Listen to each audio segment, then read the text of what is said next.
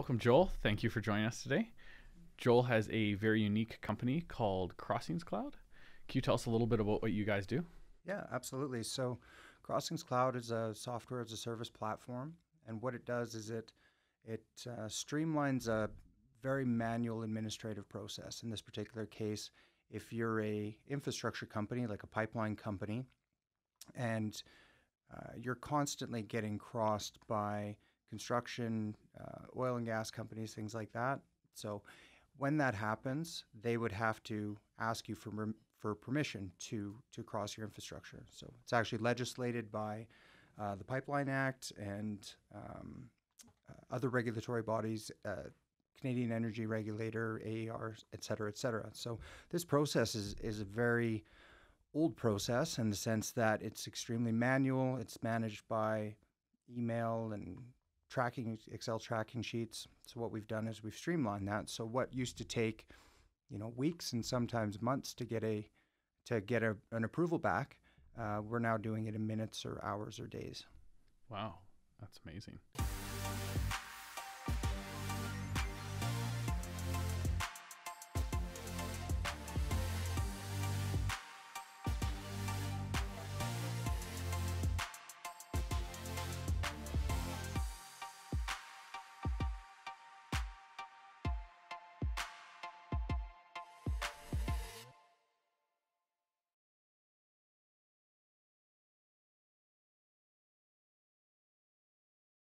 So what's the cost like using you guys versus using traditional methods?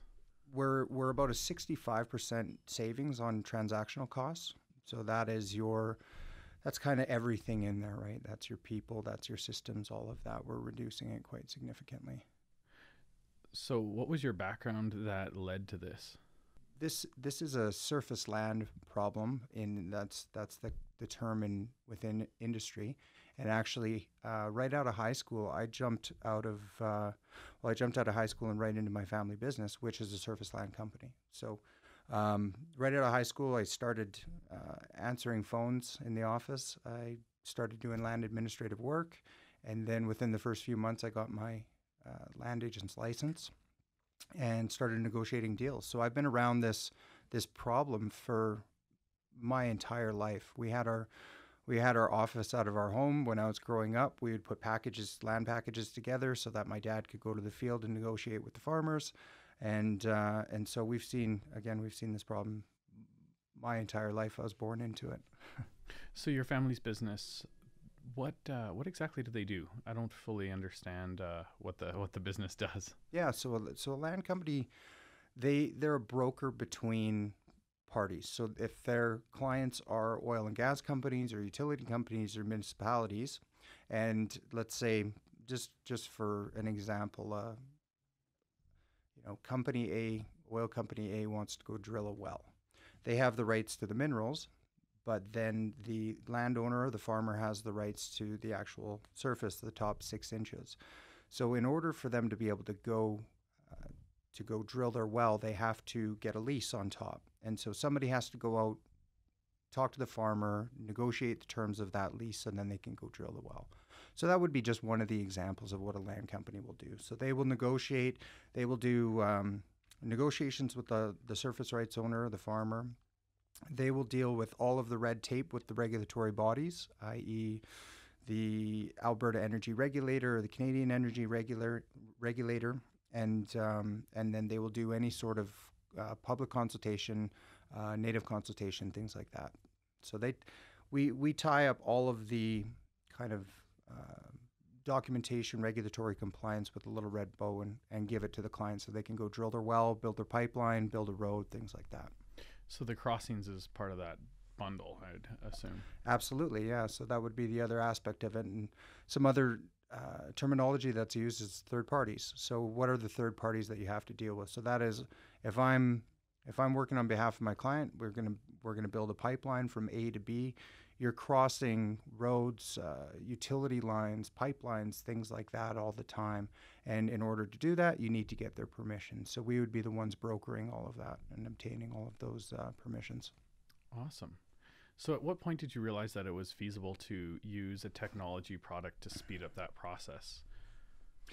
Yeah, it was more out of necessity than anything. So when oil crashed in 2014, I sat around the table with my brothers and my mom actually, and we said, we need to look in the next 10 years on how we're going to do this differently. How can we, more or less disrupt this industry?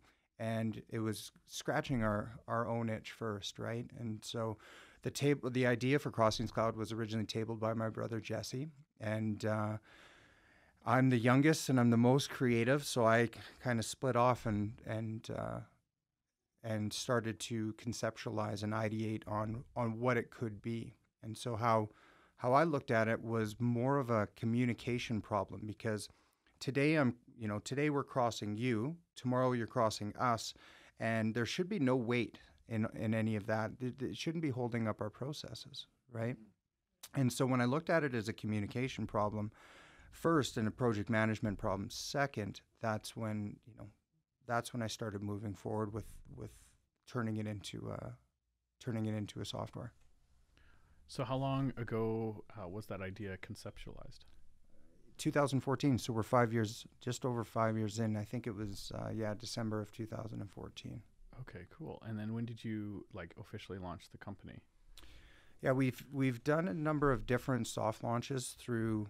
First MVP was in 2016. We did a pilot project with Synovus, and then we had to go back into the lab. So what we learned from that pilot project, we hadn't quite hit our mark, so we had to go back into a development cycle.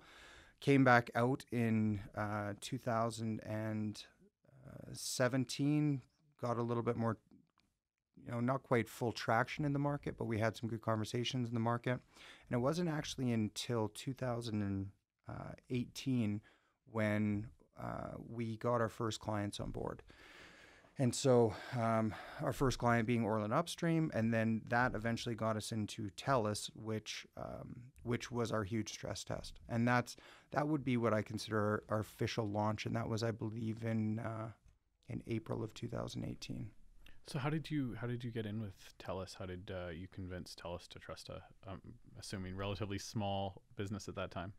Yeah, well, that's luckily we had a relationship with TELUS. So through our conventional land business, Edwards Land, they're one of TELUS is one of our clients, and so luckily we had some really good connections in there. We said, hey, you know what, everybody's looking for efficiencies, right? Now, at that point in time, well, through the last 4 or 5 years, clients of ours have come back to us and said, hey, do you guys mind taking a little bit of haircut for a short amount of time, 10, 20% sometimes on your rates? And we're like, okay, well, yeah, sure, sounds good. We want to keep business moving forward, but do you guys want to really save money? Now, I know that you guys have this problem. Are you willing to sit down and talk about it? And so that was kind of how it got started with TELUS, was here's a way that you guys can truly save money.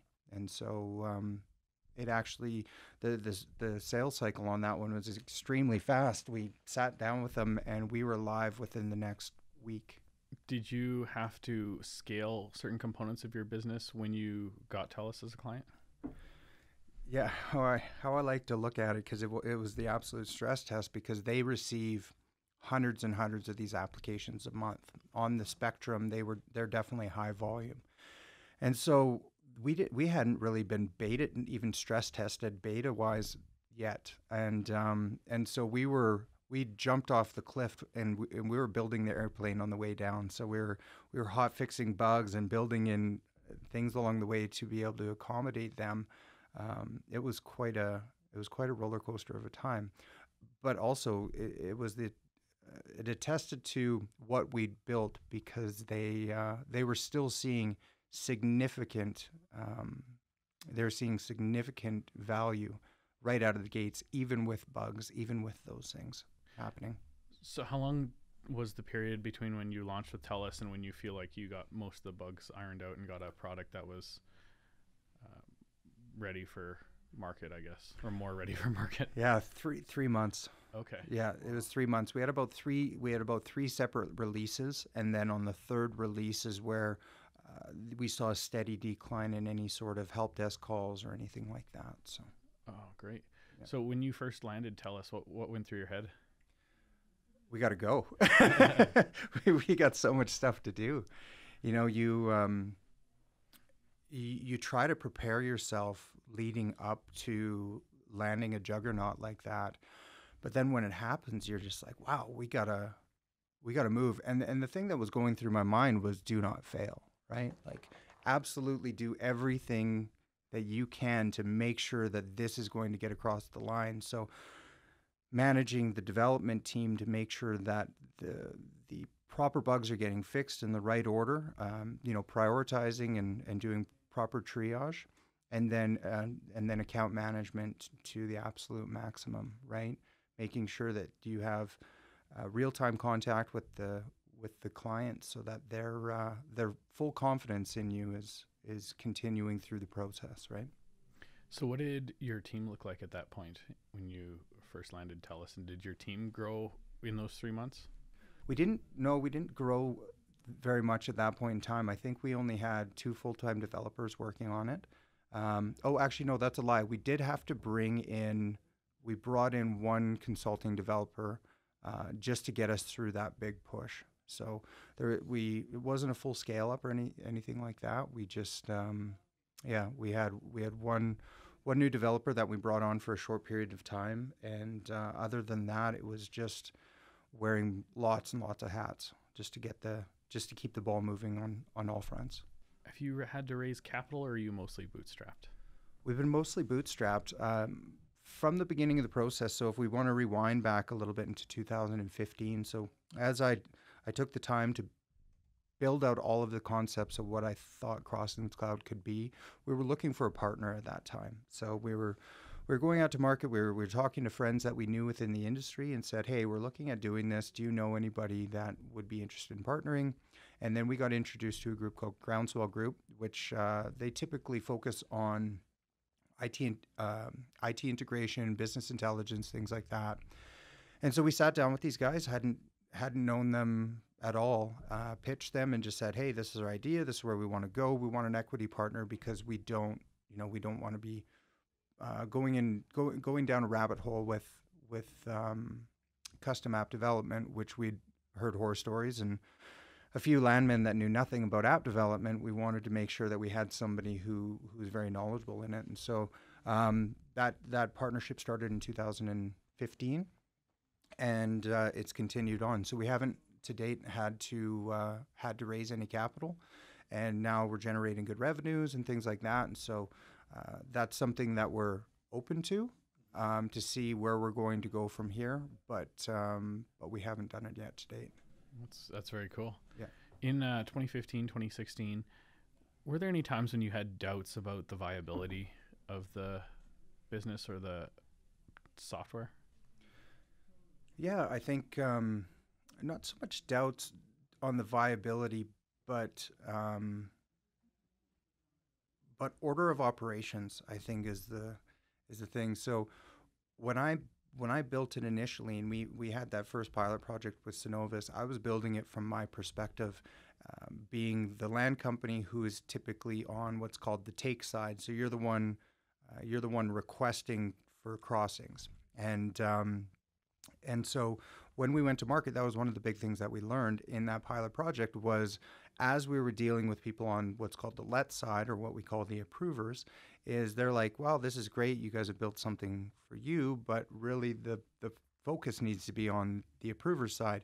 And so I had to flip my whole thinking and go, oh man, we've been targeting the wrong audience, or the right audience from the wrong perspective.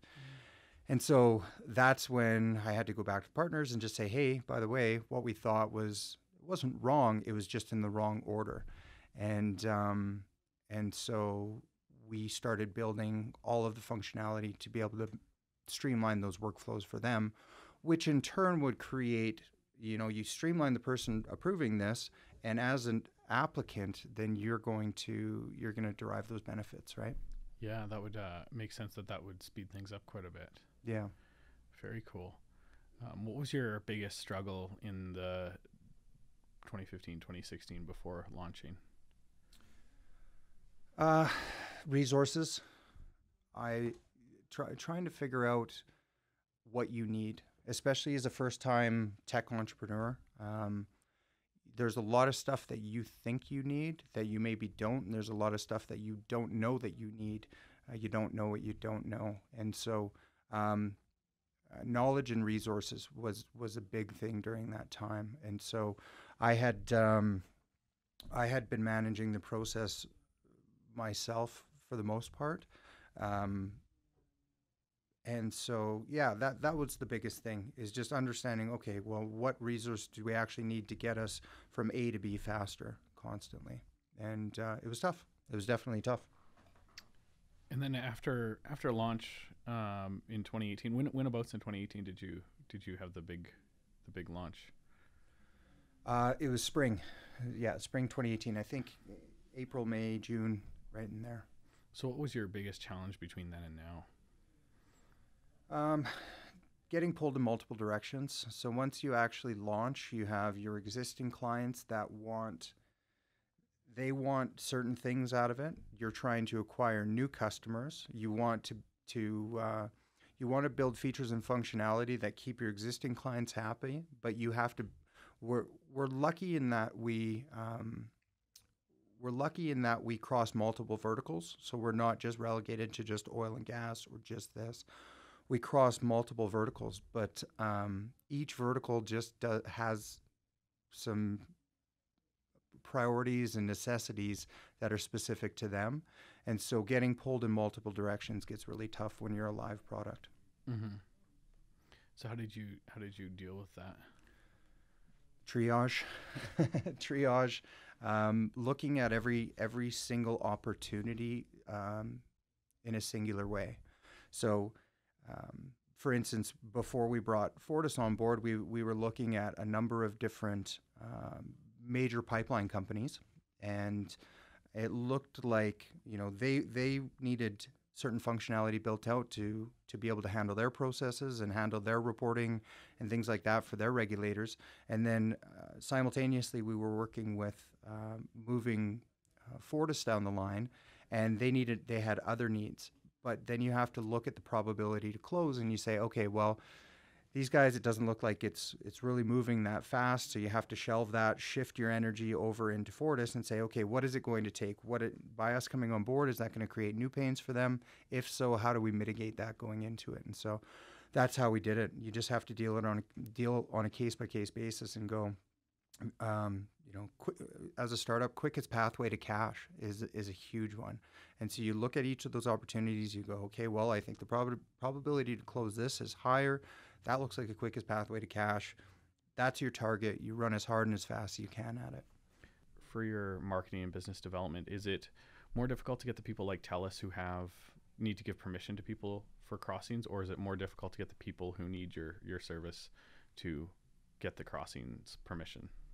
The largest infrastructure owners out there have the biggest pain because they're the ones that are getting crossed. You know, if you have somebody like TELUS or TransCanada or Fortis, their infrastructure is spread all over the place. So the ones who are doing the requesting are almost always crossing those same companies because they just have so much stuff out there.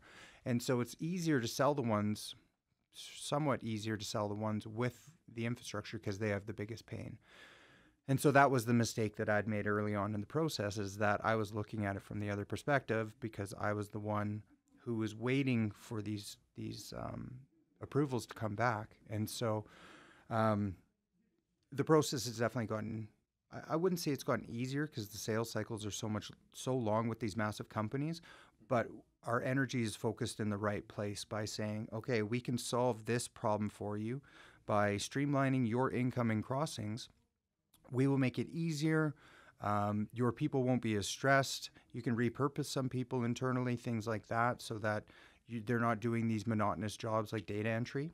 And so that for us seems to be an easier pathway. And then once we've gotten, I would say, critical mass where your people are dealing with you all the time, then it's going to make the applicant side easier. And so your existing clients are approvers and their applicants as well. And so it will start to be a self-perpetuating type deal. Kind of a flywheel. Yeah, it's exactly what it is a flywheel effect. have you had to try and get in touch with decision makers at really big companies then for that? Absolutely. What does that process look like? Oh man, it's it all just depends. I've tried to leverage a lot of my personal network. That's been a really good way to go about it. We've pushed from the bottom up, so we've through our contacts in the land level, we've pushed the message up, and then through other contacts that we have, we've been able to get some really warm leads at the C-suite or director level, which has been really beneficial. It's been, for lack of a better term, it's an absolute grind. Yeah. I imagine once you get in there though and you show them the value, it's the sales process to that point probably isn't too difficult, eh? It's still there because you touch on so many different departments and there's so many different approvals internally. It still takes time. You know, like even if you go in there and the CEO says, "This is amazing, I love it. This is going to drop my G&A by X%." He still has he isn't the ultimate decision maker necessarily on this particular department. So he has to talk to a VP or a director. So the message still has to come back down, and you have to more or less meet in the middle to get that approval. So it still takes time. Still takes a good amount of time and effort. Mm-hmm. And then what about outside of people who are giving permissions to Cross becoming clients on the other side? How do you get the people using your system to get those permissions, especially if they're smaller players, like farmers wanting to dig or small construction companies or something like that? Yeah, absolutely. We have what we call guest access, and so you don't actually need to be a subscribed user to be able to get the benefits from it. So if a rural landowner like a farmer or somebody like that has to cross Fortis's infrastructure, they just submit it through a portal, and then they will receive, as the applicant, they will receive an email and a link to that project page, which they will be able to manage. They'll be able to manage the entire interaction until they get an approval. So in those cases, I don't ever expect to convert, Joe Farmer or Jane Farmer into a full-time user, but create a good experience so they're getting their approvals and their agreements back faster. So then you don't run into situations where people are feeling like they need to build in the night or things like that, which is unfortunately, it happens. Huh. I imagine that's how a lot of accidents happen. Yeah.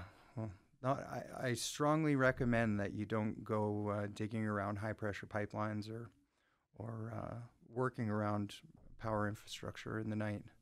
Yeah, no kidding. So how do you get the brand in front of those people? Are you doing anything in terms of like SEO, search engine optimization, or ads of any sort? Like, or is that something that isn't a big enough factor for you guys to focus on it at this time? Yeah, right now it's just really grinding. We have a bit of a social media presence that we've been consistently working on about the last year, but one-to-one interactions have definitely gained us the most ground. So again, leveraging our personal and professional networks, and just really getting in front. How I like to consider it is like we're in four-wheel low right now. We're just like we're grinding it out. We're pushing forward, and eventually we'll get to a place where running ads or doing those sorts of things, we're going to be able to build off the traction that we currently have. But we're still in a place where I don't believe we've fully crossed the chasm yet. We're kind of in that chasm period. And it's just going to take a little bit more grunt work on our behalf to get it to that place before, ads or any sort of mass marketing like that is going to really take effect for us. Yeah, it seems like with most business-to-business operations, the network and the personal relationships oftentimes are the biggest component. Have you seen clients come from social media marketing, or are you doing it more for just building brand awareness? Brand awareness, yeah. Brand awareness, and just it's like a necessary evil, right? If you aren't out there, then it's like not having a website in the last 15 years, right? Yeah. Everybody wants to see, okay, you have a business, do you have a website? Now it's, you have a business, do you have a website? do you have a social media presence? And we're very targeted. We focus primarily on LinkedIn and a little bit on Facebook, not very much on Instagram because it doesn't really tackle our target market. So, yeah, but mostly just brand awareness and just having a presence out there. I imagine a lot of your clients and people involved with your clients would be on LinkedIn, and I could see that being very beneficial. Yeah, absolutely. Direct access to all the people that we need to get access to. It's an extremely powerful tool. Mm-hmm. Have you yourself dived into leveraging LinkedIn a fair bit? A little bit, yeah, a little bit. Not, I'm sure, as much as I could. Mm-hmm. Do you have any advice for people who are looking to build relationships with LinkedIn and get clients?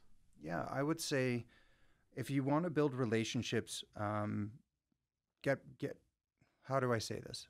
Make sure it's personalized. The spray and pray method, oftentimes I know when people are trying to reach out to me with a spray and pray method, being that they're not personalizing it to me and looking to tackle my specific needs, then I overlook them all the time. So I would say if you're looking to connect with people, that's what you have to do, is actually connect with people. And so try to learn about them and reach them on a personal level. I've tried to get better at declining invitations on LinkedIn because I have so many people adding me from like India and then sending me a copy and pasted message, and oftentimes the message is trying to sell me my own services like SEO, and it's like, you guys really should look at my profile at least before you send me a message. Yeah, exactly. That's the prime definition of spray and pray. They're just hoping to get out there and they think it's a game of numbers, but actually you're doing yourself a disservice. Mm-hmm. Yeah, that makes sense. So what advice do you have for people who are launching tech startups? You know what? If I could go back 5 years, I would just get more involved in the community. That's the biggest thing, is just knowledge. Knowledge is definitely power to start. Find out in your community, different meetups, startup Calgary, startup grind events, learn what it's all about.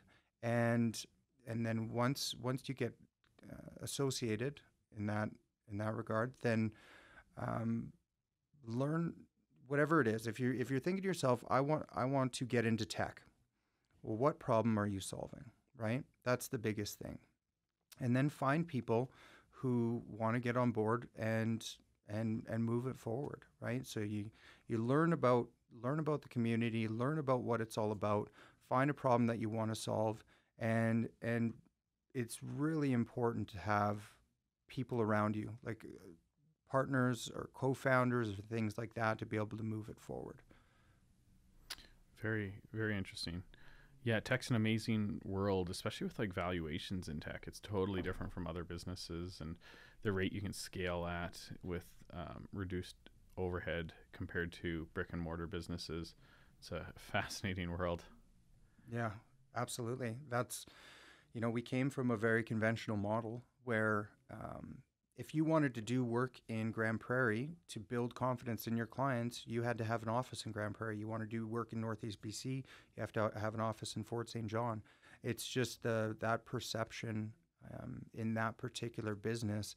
They want you to have brick and mortar in those particular locations. And so it was in 2014 when we were, it was the first initiation of this idea. We were definitely attracted to the idea of being able to scale up without having to have brick and mortar in different locations, right? Mm-hmm. Definitely. So what are your goals, both personally and for the business, in the next 5 to 10 years? Yeah, we would like to, business-wise, we're already expanding into some other product offerings and service offerings. So we currently have CrossingsCloud, the SaaS product, plus we have CrossingsCloud services, which is we actually do the processing of the applications on behalf of our clients, whichever clients actually want that service. And then we're about half or 3/4 the way through development of our second product. which is another SaaS product. And we're going through a bit of a rebrand right now because of all of the different services that we're going to be offering. We needed an overarching brand that gave us a little bit more latitude. And so our goal is to, right now, I would say to get over the next 12 to 18 months is to cross the chasm. We really want to break into the mainstream market. We want to be the premier solution that everybody looks to. And in doing so, that will help us expand across Canada and then into the US with the various product offerings that we're going to have. And then we've looked at Australia and a number of different Commonwealth countries that have similar regulatory systems. So that would be the ultimate goal, is to be able to expand and be able to do business in multiple continents and yeah. Very cool. And what about personally? I get a lot of satisfaction from my work, but my work isn't everything to me. So, like a lot of entrepreneurs, the idea of financial freedom is what keeps me going. That's my big why that keeps me going through the really hard days. And financial freedom to me, I got pretty big audacious goals. I look at Instagram like anybody else. If you got somebody like a Grant Cardone or any of these guys that are flying around in private jets, I think the idea of that is great. Now, would I ever actually buy a private jet? I don't know. But that's the idea of that, and the freedom to be able to move about the world in whatever manner that you want. That's the big, hairy, audacious goal that keeps me going. That's very cool. Well, thank you so much for your time, and I hope to see you all over the world in the future. Thank you so much. Our first sponsor is Symbol Syndication, which is a video production company that I started. We do video production and online marketing for businesses of all sizes, ranging from solopreneurs to Fortune 500 companies. Our next sponsor is Flagship Business Brokers. Flagship Business Brokers provides entrepreneurs with support through the purchase, sale, or financing of a business. They have a proven track record of delivering fast, cost-efficient, and client-focused transactions. Another sponsor of the Ambition Project is BusinessLink. BusinessLink is Alberta's entrepreneurial hub. They are a nonprofit organization that helps people navigate the steps towards starting their own businesses. Just because you're in business for yourself doesn't mean you're in business by yourself. BusinessLink's team of in-house startup experts are there to support you all along the way.